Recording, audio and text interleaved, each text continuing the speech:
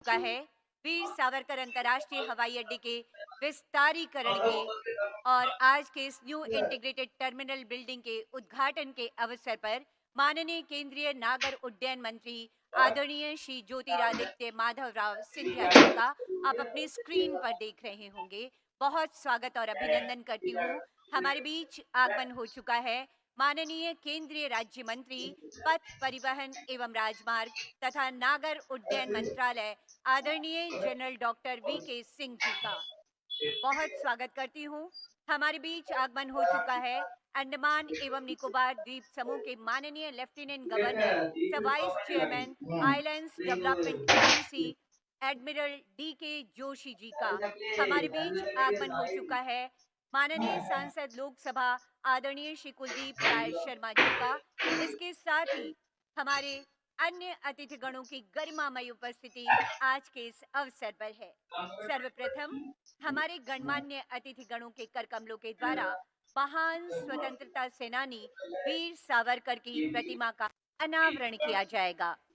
मुझे आपसे ये बात साझा करते हुए हर्ष हो रहा है कि आज के इस समारोह के मुख्य अतिथि के रूप में अब से कुछ ही देर में माननीय प्रधानमंत्री आदरणीय श्री नरेंद्र मोदी जी वीडियो कॉन्फ्रेंसिंग के माध्यम से हमसे जुड़ने वाले हैं और इस समय महान स्वतंत्रता भाभी गई सेनानी थी संजीव वीर पे कॉल। सावरकर की प्रतिमा का अनावरण आज उदय हम ना उसी उदय का धरती पर साक्षी। वीर सावरकर के प्रति अपने श्रद्धा के पुष्प अर्पित कर रहे हैं, जहां की सेल्युलर जेल ने इन्हें कैद कर लंबे चीफ गेस्ट को समय ये तक दे रखा रही। था।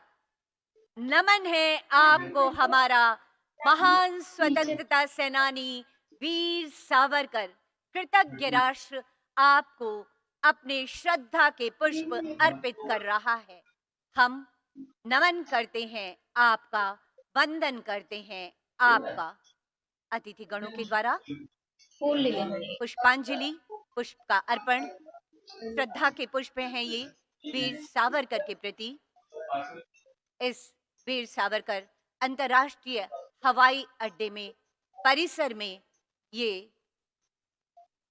स्टैचू वीर सावरकर की ये प्रतिमा हमें अपनी धरती से, अपने धरती पुत्रों से जोड़ने का काम कर रही है। हम बार बार, हर बार याद करते हैं उन कुर्बानियों की जिनके बदौलत आज हम आजाद भारत की आजाद हवाओं में सांस ले रहे हैं। और प्रतिमा के अनावरण के बाद हमारे गणमान्य अतिथिगण इस पूरे न्यू टर्मिनल बिल्डिंग का परिभ्रमण करते हुए साथियों, यकीनन भारत के विमानन मानचित्र पर आज यह वीर सावरकर अंतर्राष्ट्रीय हवाई अड्डा। मंत्री महोदय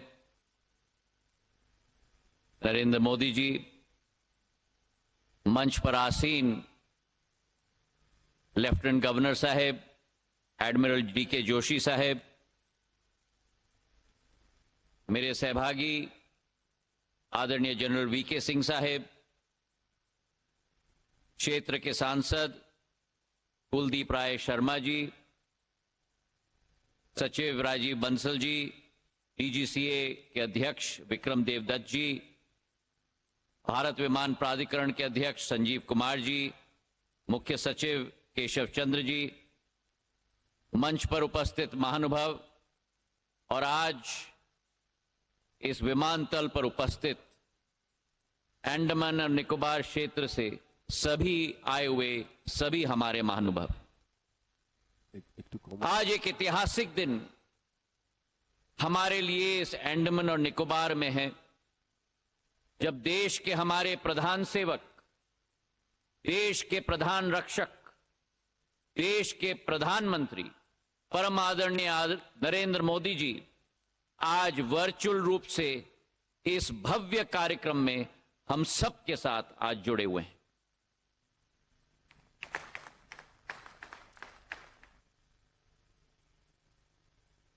अंडमान और निकोबार, यह अतिशयोक्ति नहीं होगी अगर हम कहें कि हिंद महासागर का सबसे सुनहरे मोतियों में से सबसे सुंदर मोती अगर है तो अंडमान और निकोबार महाद्वीप है।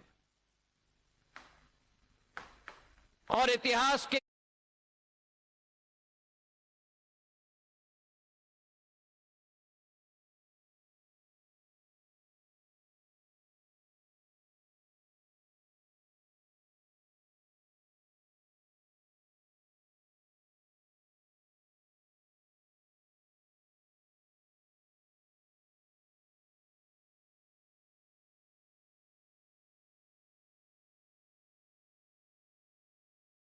कई पल इस महाद्वीप ने देखे हैं। वो एक समय था जब आजाद हिंद फौज के अधीन ये द्वीप नेताजी सुभाष चंद्र बोस जी के नेतृत्व में थी। वो एक दिन था जब 30 दिसंबर 1943 जब पहली बार हमारा तिरंगा झंडा अगर फहराया गया था तो अंडमान और निकोबार के पृथ्वी पर फहराया गया था। कई हमारे स्वतंत्र संग्राम के अमूल्य प्रतीक हैं।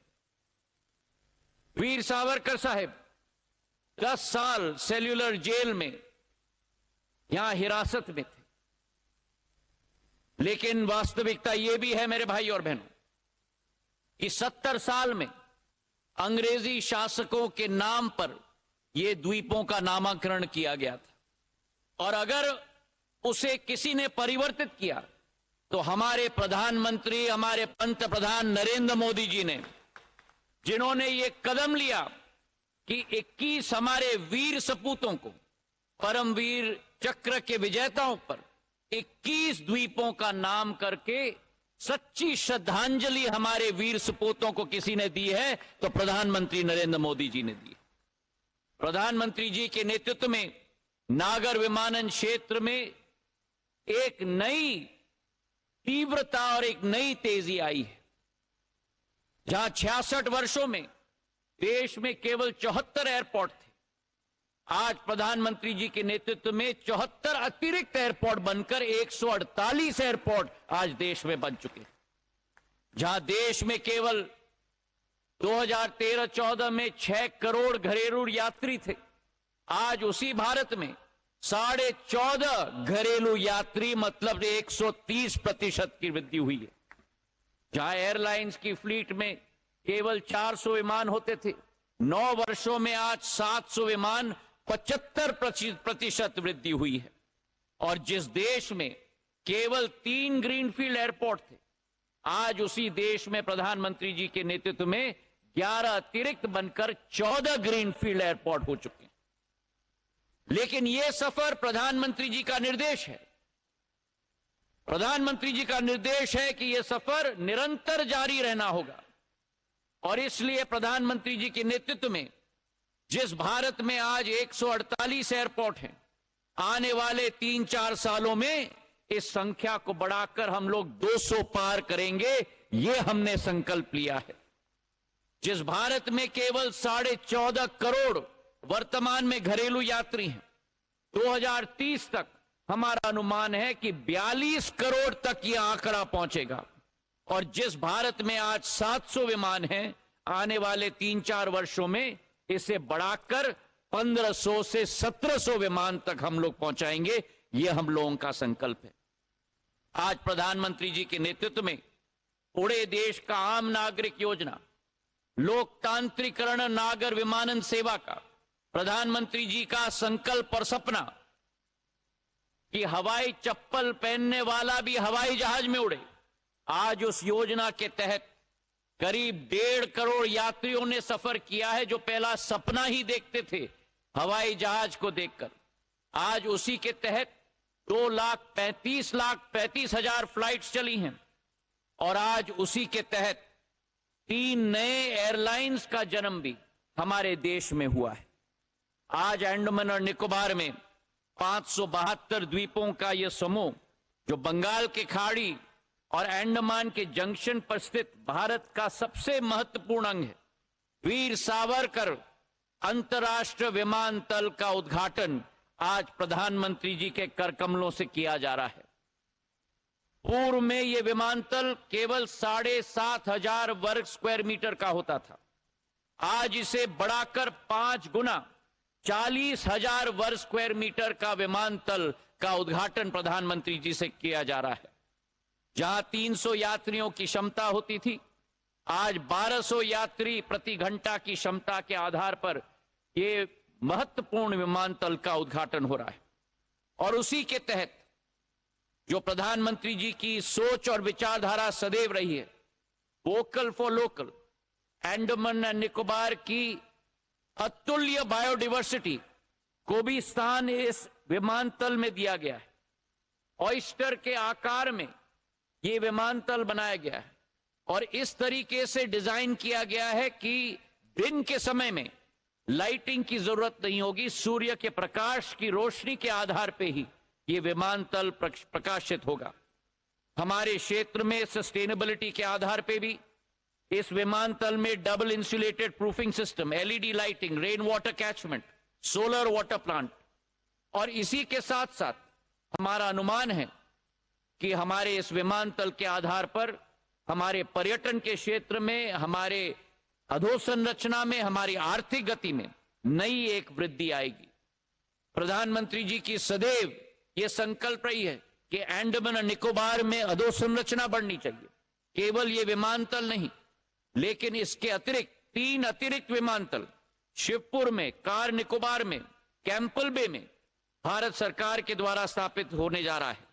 और उसी के साथ 4 वाटरड्रोम शहीद द्वीप में, शहीद द्वीप के साथ साथ हमारे स्वराज द्वीप में, आइलैंड में और पोर्ट ब्लेयर में 108 से 150 करोड़ कुल मिलाकर ये निवेश हमारे क्षेत्र में किया जा रहा है।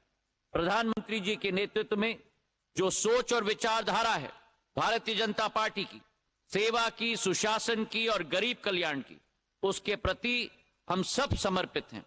और जो 9 वर्षों में काम हुआ है, ये आने वाले कई सदियों को इसका लाभ मिलेगा, इसका हमें पूरा विश्वास है।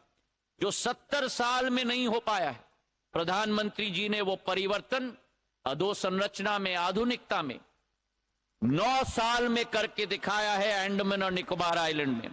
और हमें पूरा विश्वास है कि आने वाले समय में ये द्वीप समूह का गेटवे जो पोर्ट ब्लेयर है, रोजगार के लिए, शिक्षा के लिए और निवेश का गेटवे बनेगा। इन्हीं शब्दों के साथ बहुत बहुत शुभकामनाएं। धन्यवाद। जय हिंद। बड़े संकल्पों के साथ हमारा नागर उड्डयन मंत्रालय आगे बढ़ रहा है। आपके संबोधन हेतु बहुत बहुत